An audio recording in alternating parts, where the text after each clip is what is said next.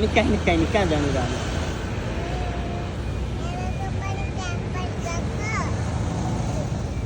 अनि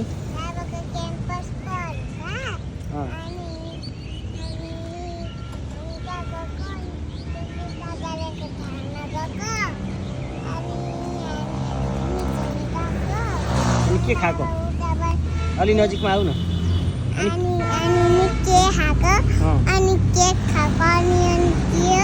कसको बर्थडेमा केक खाएको? कसको बर्थडे थियो र हामीले केक खाएको? थाहा छैन? केक दिनुभयो? कसले केक दिनुभयो? बाबाले। ल तिमी अब घरमाथि जाऊ ल। अब म बजार जान्छु तरकारी किन्न ल।